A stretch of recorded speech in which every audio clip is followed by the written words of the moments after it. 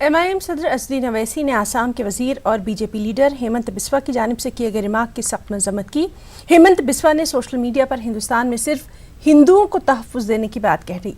असदुद्दीन अवैसी ने कहा कि ये मुल्क तमाम मज़ाहिब के मानने वालों का है। सरदार वल्लभ भाई पटेल ने इस बहस पर अंग्रेजी में कहा कि it is important to remember that the provisions about the citizenship will be scrutinised all over the world, कि हम जो करने जा रहे हैं सारी दुनिया की नजरें हम पर होंगी।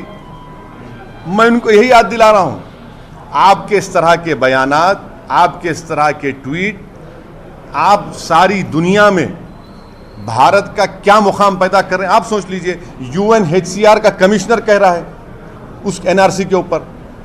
गौर करिए, 1600 करोड़ हमने टैक्स पेयर का पैसा खर्चा किया उस पर। कितना? 1600 करोड़। पहाड़ खोद के चूहा भी नहीं निकाल सके।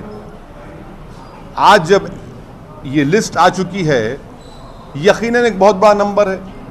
1.9 मिलियन कोई मजाक नहीं है, मगर बीजेपी खुद इसके खिलाफ है।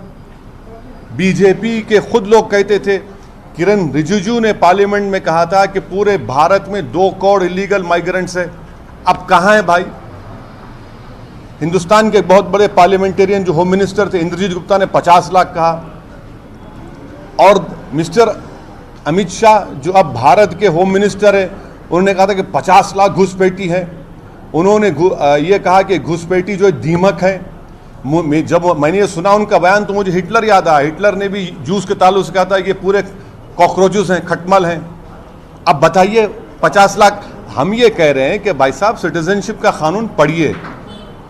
मैं यकीनन इतना आप लोगों के साथ काबिल नहीं हूं, मगर थोड़ा मेरे को, जैसा हम तेलुगु में बोलते हैं, కొంచెం కొంచెం, लिटिल लिटिल हमको ये कानून मालूम। जहां पर रिलीजन का जिक्र नहीं है, आप रिलीजन का जिक्र करके आप हिंदुस्तान को उस वक्त के साउथ अफ्रीका में लेकर जाना चाह रहे हैं। मत करिए। ये भारत है, और वासुदेव कुटुंबम क्या है समझ लीजिए आप। मैं बोलने की जरूरत नहीं है, आप समझ सकते। और सिर्फ यही नहीं बल्कि उत्तर प्रदेश